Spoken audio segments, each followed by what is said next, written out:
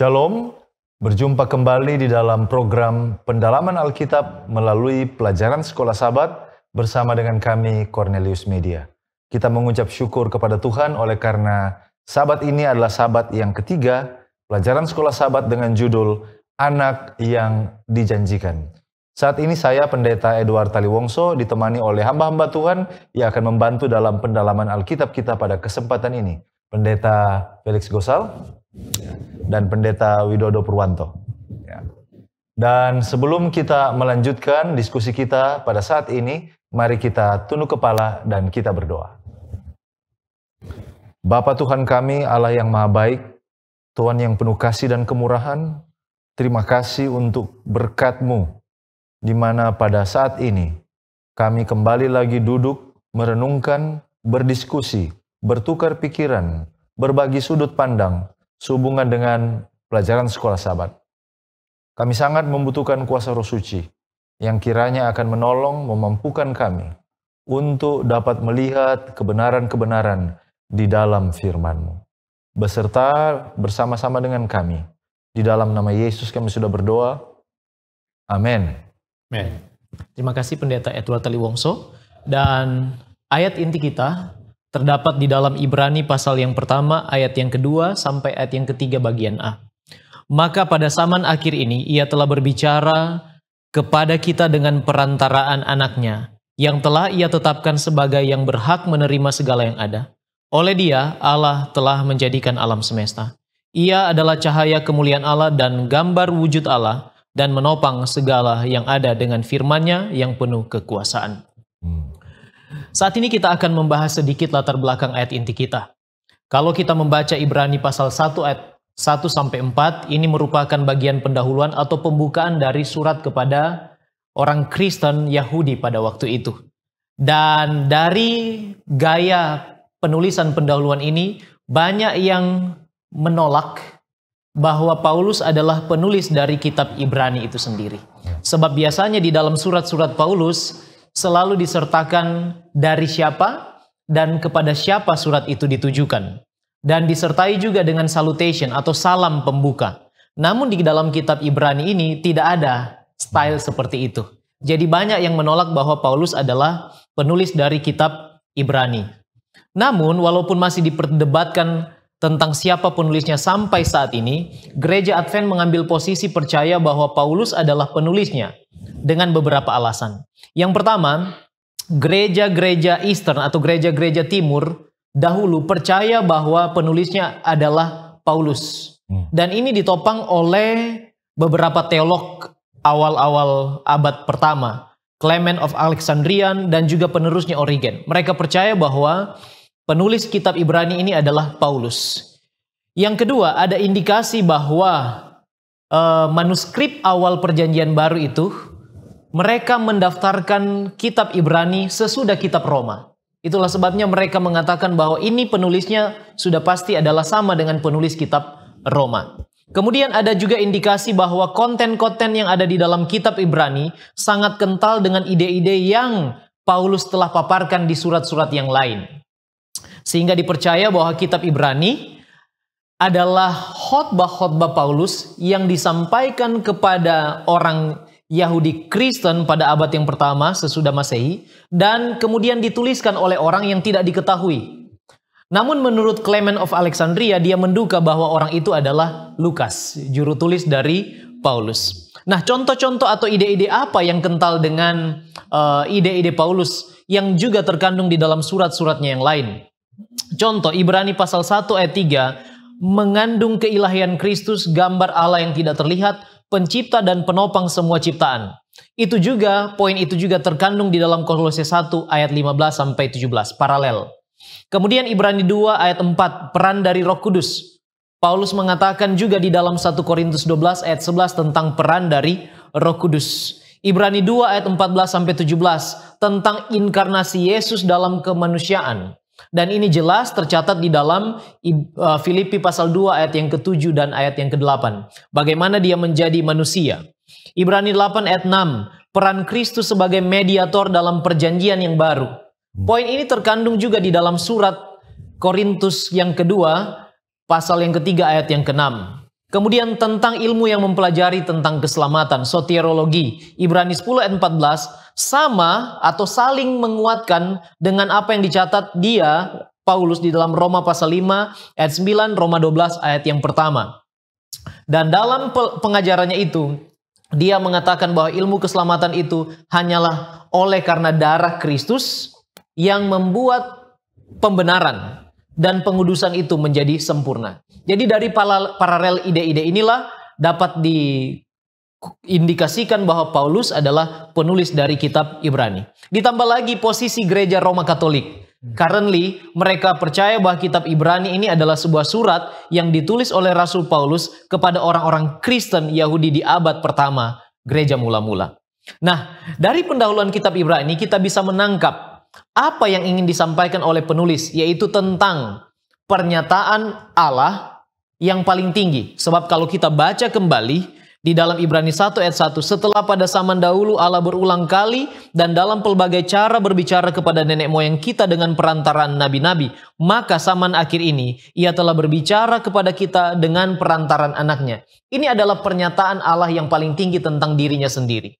Bahwa manusia yang berdosa tidak sanggup menangkap atau mengerti siapa dirinya, esensi dari Allah itu apa, tetapi ia memperkenalkan dirinya sendiri. Inilah yang disebut wahyu. Tetapi wahyu ini dinyatakan kepada para penulis Alkitab melalui proses inspirasi.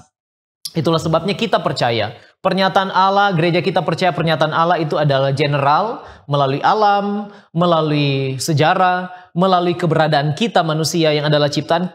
Orang banyak, semua orang bisa menyimpulkan bahwa siapa itu Allah, dia adalah pencipta.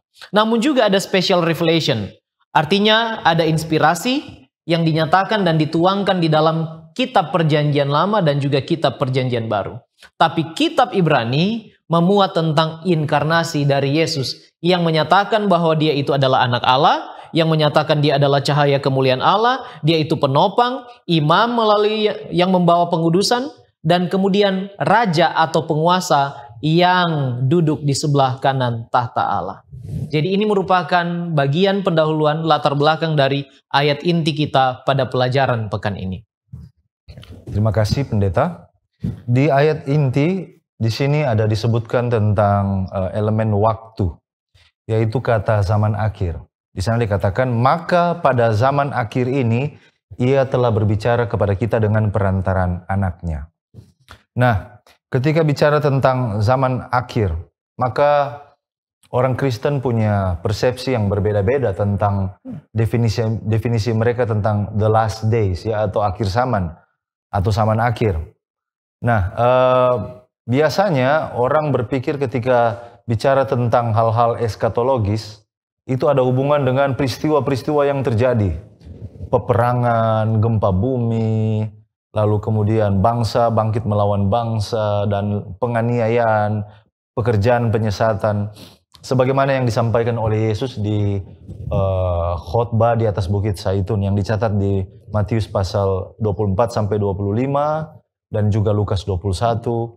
Jadi orang melihat bahwa oh ini sudah akhir zaman oleh karena kita melihat tanda-tanda yang terjadi.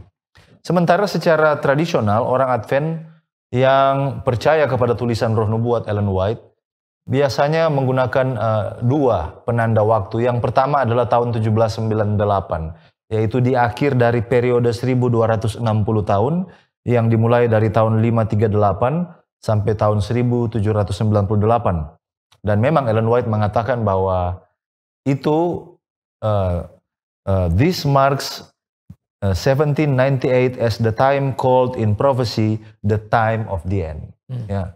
Lalu kemudian yang penanda waktu yang berikut yang biasa digunakan oleh orang Advent secara tradisional adalah berdasarkan penafsiran Daniel 8 ayat 14 sampai lewat 2300 petang dan pagi, dan kita tahu itu adalah tahun 1844. Sekarang kita akan melihat bagaimana caranya kita dapat merekonsialisasikan antara dua pendapat yang sepertinya berbeda ini dengan cara pandang Alkitab.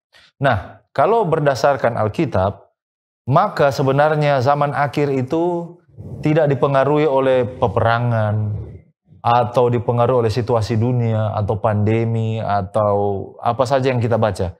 Tapi sebenarnya itu diukur dari tugas, misi, dan pelayanan Yesus. Seperti contoh ayat inti yang kita bahas sekarang ini. Penulis buku Ibrani, Rasul Paulus, membagi waktu itu menjadi dua, yaitu saat sebelum Yesus datang, yang dia katakan itu waktu terdahulu, dan saat ketika Yesus sudah datang menjelma menjadi manusia. Dia membagi waktu itu berdasarkan tugas dan pelayanan daripada Yesus Kristus. Lalu kemudian kalau kita lihat juga seperti contoh pada waktu hari Pentakosta, yang dicatat di dalam Kisah Para Rasul 2 ayat 17 sampai 18. Akan terjadi pada hari-hari terakhir, in the last days, ya kalau dalam bahasa Inggris atau bahasa asli. Demikianlah firman Allah bahwa aku akan mencurahkan rohku ke atas semua manusia, maka anak-anakmu laki-laki dan perempuan akan bernubuat. Jadi rasul-rasul percaya bahwa apa yang terjadi pada hari Pentakosta itu adalah penggenapan dari kitab Yoel pasal 2, dan mereka percaya hari itu, hari Pentakosta, itu adalah sudah akhir zaman. Nah, jadi mereka melihat itu sebagai sudah akhir zaman. Jadi sebenarnya sejak zaman ketika Yesus tampil, dinyatakan, menjelma menjadi manusia, zaman akhir itu sudah dimulai. Namun demikian, kalau kita lihat juga ucapan Yesus di Yohanes 6, ayat 39 sampai 40, namun demikian, akhir zaman itu belum mencapai klimaksnya. Oleh karena ini yang dikatakan oleh Yesus dalam Yohanes 6 ayat 39. Dan inilah kehendak Dia yang telah mengutus aku, yaitu supaya dari semua yang telah diberikannya kepadaku jangan ada yang hilang, tetapi supaya ku bangkitkan pada akhir zaman. Jadi ternyata kita belum melihat ada kebangkitan di mana orang-orang yang mati di dalam Yesus sudah dibangkitkan sekarang.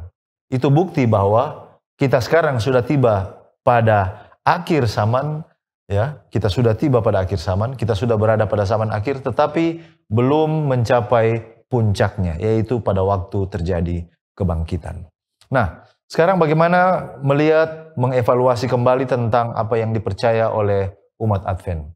Jadi ternyata melihat dua penanda waktu, 1798 dan 1844. Barangkali yang dipercaya oleh umat Advent selama ini adalah akhir zaman itu, awal dari akhir zaman itu adalah ketika, awal dari zaman akhir itu adalah ketika Yesus menjelma menjadi manusia. Itu adalah awal dari zaman akhir.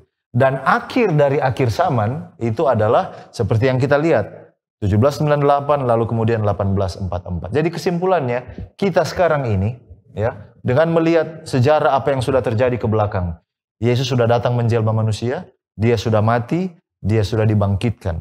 Lalu kemudian periode 1260 tahun juga itu sudah tergenapi tahun 1798. Lalu kemudian pemulihan tempat kudus, penglihatan tentang 2300 petang dan pagi tahun 1844 juga sudah terjadi di belakang. Artinya kita sekarang di tahun 2022 ini, kita sudah hidup di akhir dari zaman akhir. Zaman akhir, dan kita sudah berada pada penghujungnya. Dan ini menjadi sebuah pengetahuan kepada kita, tetapi pada saat yang sama juga menjadi amaran bagi kita supaya kita mengetahui saat di mana kita hidup sekarang ini. Kita hidup benar-benar sudah di penghujung dari zaman akhir itu. Kita harus mempersiapkan diri kita untuk menyelesaikan misi, tugas, memberitakan kepada dunia, mengingatkan dunia tentang penghakiman Allah yang akan segera menimpa dunia ini. Saya pikir itulah sedikit tentang akhir, zaman akhir dalam ayat inti kita. Baik, terima kasih pendeta, dan selanjutnya kita akan melihat juga ada ekspresi di sana dikatakan bahwa Ia telah berbicara kepada kita dengan perantaraan anaknya. Siapa Ia dan siapa anaknya? Kalau kita melihat kembali dalam ayat yang pertama, di sana dikatakan setelah pada zaman dahulu Allah berulang kali dan dalam berbagai cara berbicara kepada nenek moyang kita dengan perantara nabi-nabi. Jadi sini sangat jelas melihat referensi dalam ayat 1, Ia di sini merujuk kepada Allah itu sendiri. Dan anaknya di sini adalah merujuk kepada Yesus Kristus, yaitu anak dari Allah itu sendiri. Nah, sedangkan kalau kita melihat kata perantaraan itu sendiri di dalam ayat yang kedua ini sebenarnya tidak muncul, tetapi mereka menerjemahkan kata ini dari preposition yang muncul di dalam ayat yang kedua ini. Kata yang sebenarnya muncul di dalam ayat 2 ini adalah kata yang telah ditetapkan atau had appointed. Nah, ada banyak ahli Alkitab atau sarjana Alkitab, mereka bingung apa arti dari kata had appointed atau kapan Yesus itu ditetapkan, had appointed. Nah, kalau kita baca ayat yang ketiga, kita akan memiliki satu jawaban gambaran kapan itu terjadi. Ayat yang ketiga di sana dikatakan ia adalah cahaya kemuliaan Allah dan gambar wujud Allah dan menopang segala yang ada dengan firman-Nya yang penuh kekuasaan. Dan setelah ia selesai mengadakan penyucian dosa, kita tahu kapan ini terjadi ketika Yesus mengadakan penyucian dosa, ia duduk di sebelah kanan yang maha besar di tempat yang tinggi. Jadi di sini kita lihat jelas dia telah ditetapkan ketika dia selesai mengadakan penyucian dosa. Dan kemudian itu terjadi ketika dia terangkat ke dalam kerajaan surga. Dan kalau kita baca di dalam Matius pasal 28 ayat 18, di sana kata-kata Yesus menunjukkan hal yang sangat berarti, yaitu all authority has been given to me. Jadi semuanya kekuasaan itu telah diberikan kepada Yesus in heaven and on earth. Kenapa kuasa itu diberikan kepada Yesus di surga dan di atas bumi? Karena dialah yang menjadi pengantara antara surga dan bumi. Lalu kemudian kita lihat di dalam ayat tema kita di sini, anak di sini memiliki dua atribut. Atribut yang pertama adalah dia adalah cahaya kemuliaan Allah, dan yang kedua dia adalah gambar wujud Allah. Kita akan lihat satu persatu apa arti dari kedua atribut ini. Yang pertama yaitu anak ini adalah cahaya kemuliaan Allah. Nah, kata cahaya di sini datang dari kata apaugasma yang berarti bisa diterjemahkan outshining, outraying atau reflection. Di mana cahaya ini adalah mengungkapkan sumber, tetapi dia itu adalah bagian dari sumber itu sendiri. Kalau kita lihat contoh di dalam sekolah sahabat kita maupun juga di dalam Bible Commentary Advent, di sana dikatakan diberikan contoh seperti matahari. Kita tidak bisa melihat matahari, tetapi cahaya itu kita bisa melihatnya. Sinar dari matahari itu kita bisa melihatnya. Dan sinar matahari itu adalah matahari itu sendiri, ya, bagian dari matahari itu sendiri. Nah, ini menggambarkan tentang sifat dari keilahian antara Allah Bapa dan Allah Anak. Allah itu adalah invisible, tidak dapat dilihat. Dan kita hanya dapat melihat Allah itu lewat sinarnya, yaitu lewat Yesus Kristus. Nah, hal ini kita dapat lihat di dalam sejarah Alkitab, di mana manusia tidak dapat melihat Allah, tetapi hanya bisa melihat lewat cahaya kemuliaannya. Ada banyak ayat, tapi satu saja yang ingin saya bagikan, yaitu dalam Bilangan pasal 14 ayat 10. Di sana Alkitab mengatakan, lalu segenap umat itu mengancam hendak melempari kedua orang itu dengan batu. Tetapi tampaklah kemuliaan Tuhan di kemah pertemuan kepada semua orang Israel. Jadi pada saat itu mereka tidak dapat melihat Allah, tetapi mereka dapat merasakan hadirat Allah lewat kemuliaan Allah, lewat cahaya kemuliaan Allah. Kemudian juga Yesus menyatakan hal itu di dalam Matius 17 ayat 2. Lalu Yesus berubah rupa di depan mata mereka. Wajahnya bercahaya seperti matahari dan pakaiannya menjadi putih bersinar seperti terang. Ya, jadi itu yang kita bisa lihat di dalam Alkitab, bagaimana Yesus ini adalah pancaran atau cahaya kemuliaan Allah. Oleh karena itu Yesus pernah berkata di dalam Yohanes 14 ayat 9. Dia berkata bahwa barang siapa telah melihat aku, ia telah melihat Bapa. Kemudian yang kedua, atribut yang kedua adalah gambar wujud Allah. Nah, gambar wujud Allah ini di dalam terjemahan lainnya mengatakan itu adalah express image atau exact representation. Nah, kata-kata ini berasal dari kata Yunani yang diterjemahkan di dalam kata Yunani yaitu karakter, ya. Karakter, di mana kata ini juga umum kita gunakan di dalam bahasa Indonesia dan juga bahasa Inggris. Nah, kata karakter bahasa Yunani ini hanya muncul satu kali di dalam Alkitab. Jadi kita tidak punya contoh lain penggunaan kata ini di dalam kitab-kitab yang lainnya. Oleh karena itu ketika kita buka contoh-contoh di kitab lainnya, di kitab atau sastra-sastra di luar Alkitab, sebenarnya kata karakter ini pada awalnya di dalam budaya Yunani adalah sebuah alat yang digunakan untuk membuat tanda. Tanda ini yang kita kenal di dalam bahasa kita adalah metrai. Nah, kenapa metrai ini sangat penting? Kenapa metrai ini melambangkan Allah itu, melambangkan Yesus itu? Nah, itu yang biasa kita lihat di budaya zaman dahulu ketika kaisar memiliki metrai. Metrai kaisar atau seal dari kaisar. Seal itu adalah melambangkan kekuasaan dari kaisar itu sendiri. Itulah hubungan antara Allah Bapa dan Allah Anak, di mana Yesus itu dilambangkan sebagai karakter. Dia adalah metrai Allah yang melambangkan otoritas Allah itu. Oleh karena itu Paulus mengatakan di dalam Kolose 1 ayat 15, ia adalah gambaran Allah yang tidak kelihatan.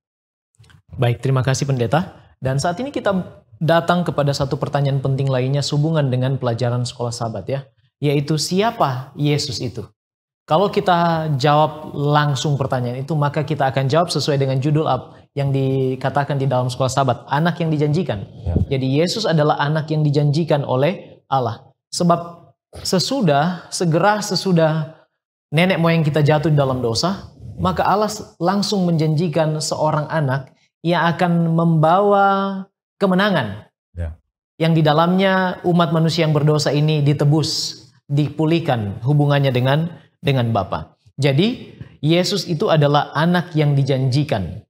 Nah, anak yang dijanjikan ini menurut Ibrani pasal yang pertama, ayat yang keempat, jauh lebih tinggi daripada malaikat-malaikat.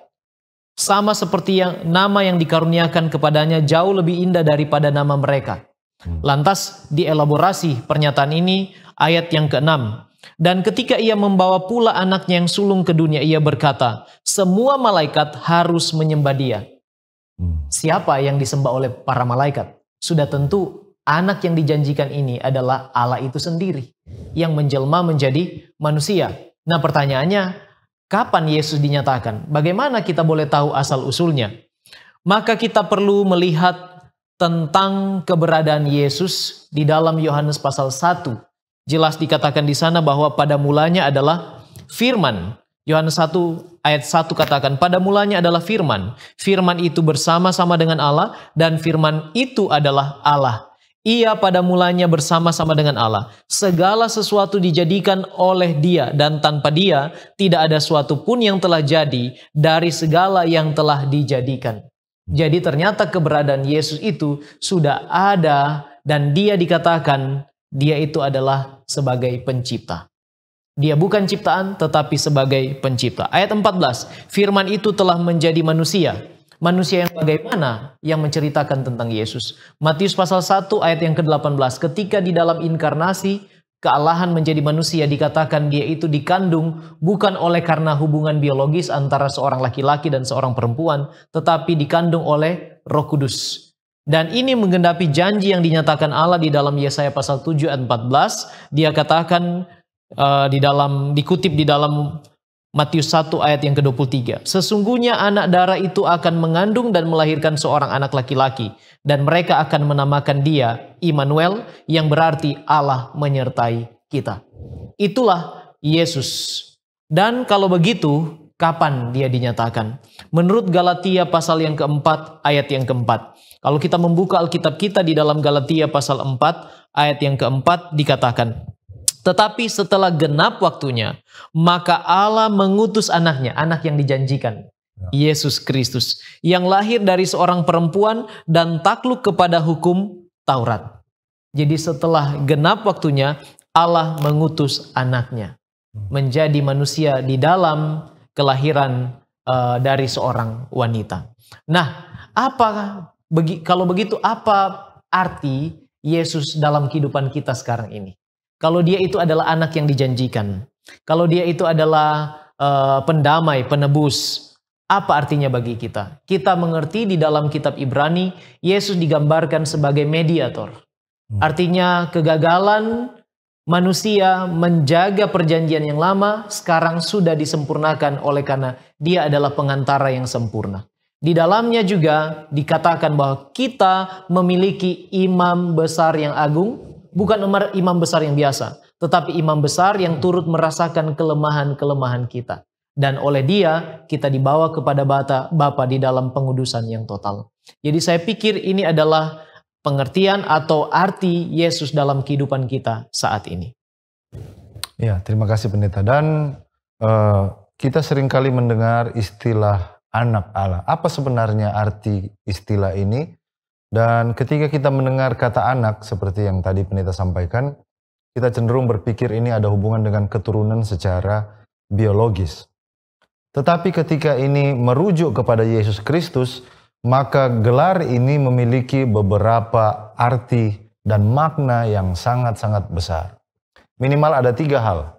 Yang pertama, istilah anak Allah ini menggambarkan hubungannya dengan Bapaknya. Dan yang kedua, ini menggambarkan peran mesianiknya, perannya sebagai Mesias. Dan yang ketiga, ini menggambarkan sifat ilahinya. Nah, sebagai anak Allah, Yesus mencontohkan bahwa hubungan yang sempurna dengan Bapa. Dia dilahirkan dari seorang perawan tanpa ayah duniawi. Dan tujuan Yesus pada waktu dia berada di atas dunia ini adalah untuk melakukan kehendak Bapa surgawinya, ya. Jadi dia tidak memiliki ayah secara biologis. Lalu yang berikut, sonship, ya, atau gelar anak daripada Yesus Kristus ini berhubungan dengan peran kemesiasannya. Mesias yang sudah lama dijanjikan di perjanjian lama. Seorang anak yang akan dilahirkan sebagai raja yang akan membebaskan umatnya, membebaskan bangsanya. Namun sayang sekali orang Israel di zaman Yesus berpikir tentang kebebasan secara politik dari belenggu Roma. Tetapi anak yang datang ini sebenarnya adalah membebaskan mereka dari belenggu dosa. Ya. Jadi ketika dia datang, gelar anak itu juga melambangkan tugas kemesiasannya. Dan yang berikut adalah menggambarkan sifat keilahiannya. Yesus itu secara esensi dia sama dengan Bapaknya. Dia bukan Allah nomor 2, dia bukan Allah kelas 2, tetapi secara esensi dia itu sama dengan Bapaknya. Itu sebabnya mungkin keterbatasan kosakata kita di dalam bahasa manusia untuk menggambarkan kedekatan antara Yesus dan Bapaknya. Dalam hal ini Allah, ya, sehingga digunakan istilah-istilah yang bisa membuat kita memiliki penafsiran yang berbeda.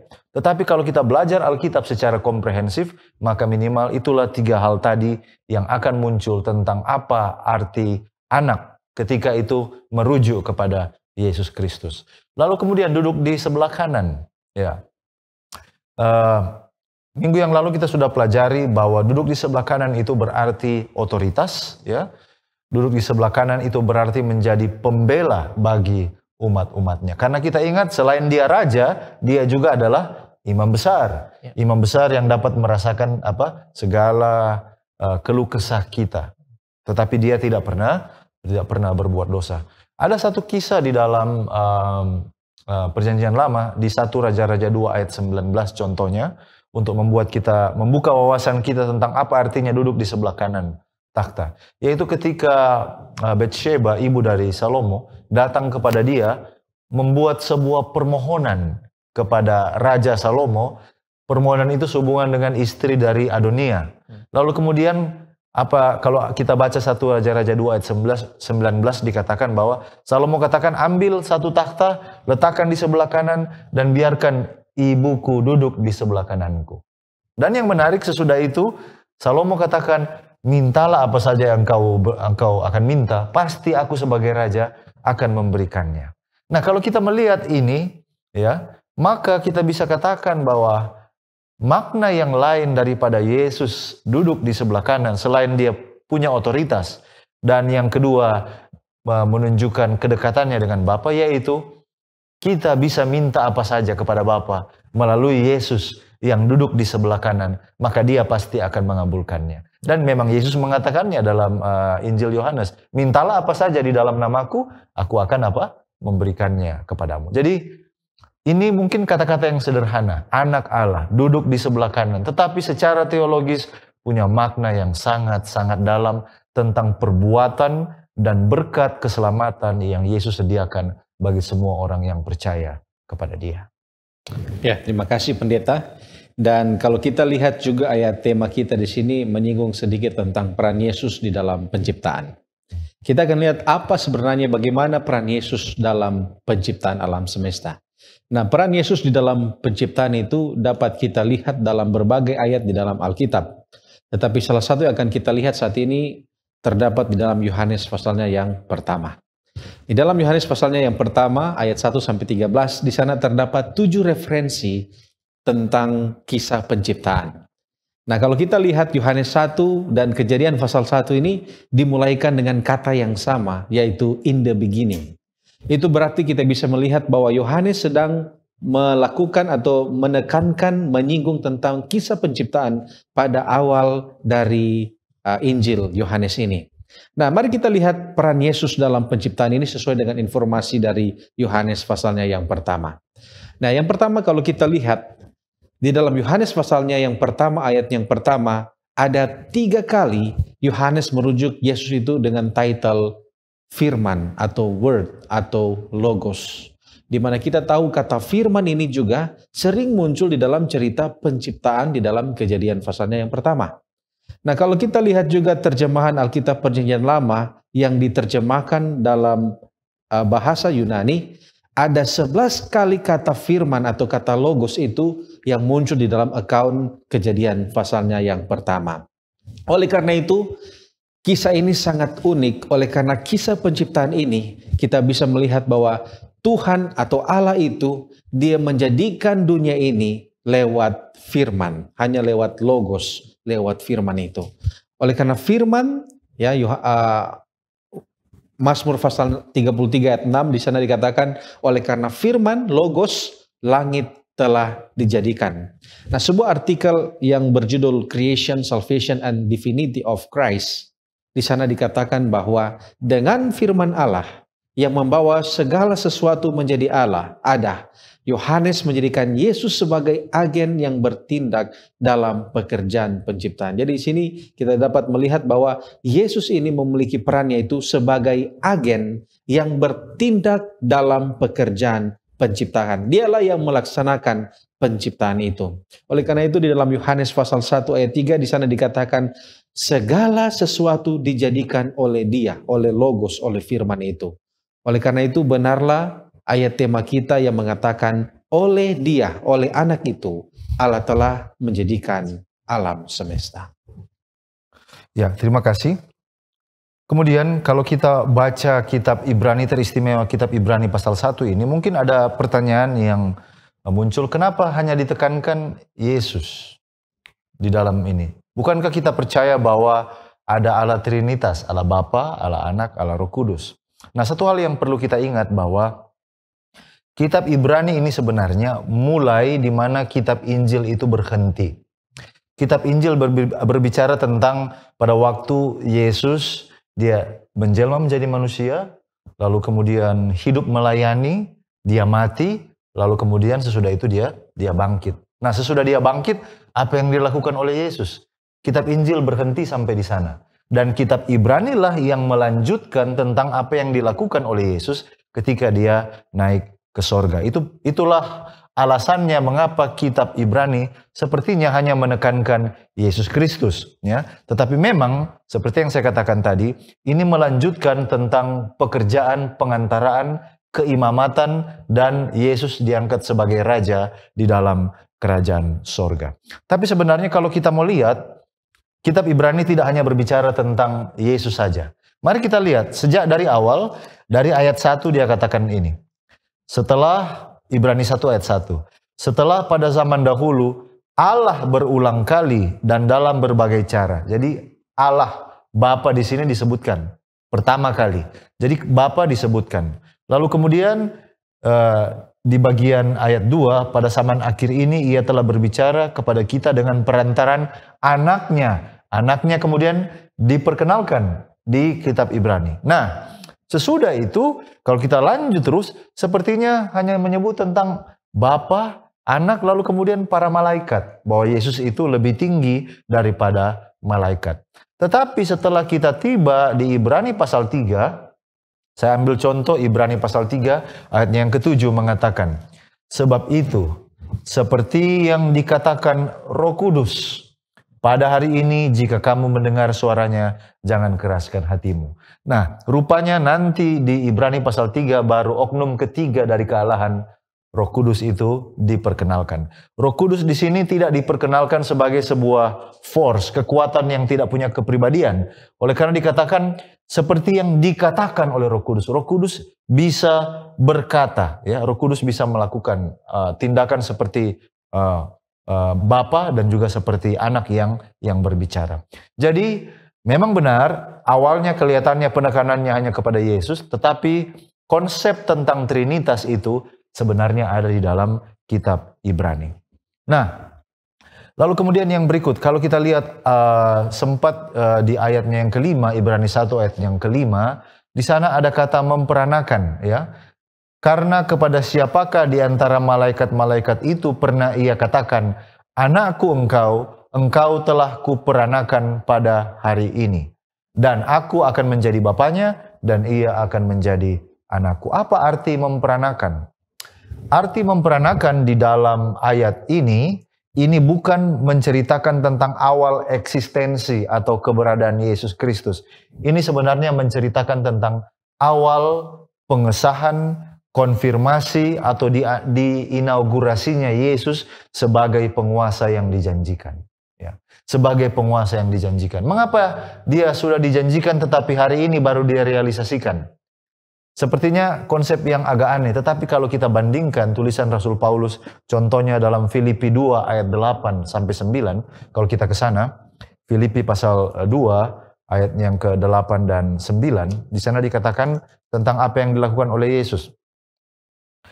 Filipi 2 ayat 8-9, dan dalam keadaan sebagai manusia, ia telah merendahkan dirinya dan taat sampai mati, bahkan sampai mati di kayu salib.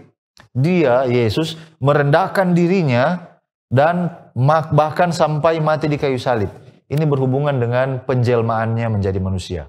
Ayat 9. Itulah sebabnya. Artinya ada hubungan dengan ayat terdahulu. Itulah sebabnya Allah sangat meninggikan dia dan mengaruniakan kepadanya nama di atas segala nama. Dengan kata lain, apa yang kita baca di kitab Ibrani pasal 1 ayat 5 tadi ketika Allah katakan, pada hari ini kuperanakan, artinya Allah mengatakan, oleh karena apa yang telah engkau perbuat. Engkau rela turun dari tahtamu yang paling tinggi di sorga, menjelma menjadi manusia, mati secara terhina di kayu salib. Itulah sebabnya pada hari ini, aku mengaruniakan engkau nama di atas segala nama. Engkau adalah penguasa dari segala sesuatu yang telah engkau ciptakan. Di hadapan alam semesta, Tuhan memberi kesaksian bahwa anaknya, yaitu Yesus Kristus, adalah penguasa alam semesta. Jadi dari kebenaran ini, di sini kita lihat bahwa sebenarnya konsep Trinitas itu sudah ada. Dan konsep Trinitas itu kekal. Yesus itu bukan Allah yang punya permulaan. Tidak ada masa di mana kita katakan pada masa ini Yesus mulai menjadi Allah. Tidak, dia sudah ada sejak selama-lamanya. Kalau kita bicara tentang Trinitas, minimal ada 3 hal bicara tentang Trinitas yang kekal. Yang pertama adalah durasi. Bahwa Trinitas, Allah Bapa, Allah Anak, Allah Roh Kudus itu sudah berada sejak dari selama-lamanya sampai selama-lamanya. Yang berikut adalah esensi. Artinya Allah Trinitas, Allah Bapa, Allah Anak, Allah Roh Kudus, tidak ada satupun di antara mereka yang mulai menjadi Allah atau menjadi Allah nomor 2 atau Allah nomor 3. Mereka itu sama esensinya sebagai Allah dari kekekalan sampai kekekalan. Dan yang ketiga adalah masalah otoritas. Ketiga-tiganya ini walaupun menjalankan fungsi yang berbeda, tetapi tidak ada satu yang lebih tinggi dan satu yang lebih rendah daripada yang lain. Semuanya memiliki otoritas yang sama dari selama-lamanya sampai selama-lamanya. Itulah makna Trinitas dalam konsep kekekalan yang kita pelajari melalui kitab Ibrani. Saya berdoa semoga lewat pelajaran ini, maka kita yang mempelajari kitab Ibrani semakin menumbuhkan rasa penghargaan kita tentang apa yang Yesus lakukan bagi saya. Sungguh luar biasa. Dia yang dari tahtanya di sorga turun menjadi manusia. Hidup penuh dengan menderita banyak cercaan. Dia mati secara memalukan. Dia naik ke sorga pun dia tidak berhenti melayani untuk kepentingan kita. Saat ini ketika kita berbicara, dia siang dan malam menjadi perantara untuk memastikan, membela kita, memastikan keselamatan saudara dan saya. Jadi sangat luar biasa pelajaran ini tentang apa yang dilakukan oleh oknum yang kedua daripada kealahan, yaitu Yesus Kristus. Kiranya kita boleh diberkati dan semakin menghargai jasa pengorbanannya. Mari kita tunduk kepala dan kita berdoa.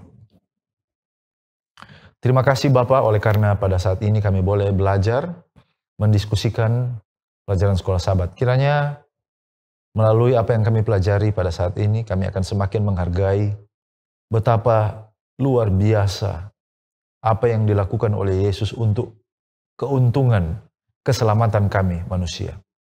Apa yang telah Engkau lakukan, sudah Engkau lakukan, dan sementara Engkau lakukan demi menjamin keselamatan kami umat manusia. Tolonglah kami untuk tidak menganggap sepi kasih karunia Tuhan. Tolonglah kami untuk menghargai dengan hidup lebih mencintai dan mengasihi Yesus lebih daripada sebelumnya. Berkati para pemirsa Cornelius Media yang menyaksikan tayangan ini, kiranya hati kami diubahkan. Kami akan semakin mencintai Yesus lebih dari apapun juga. Terpujilah namamu, di dalam nama Yesus Kristus kami sudah berdoa. Amin.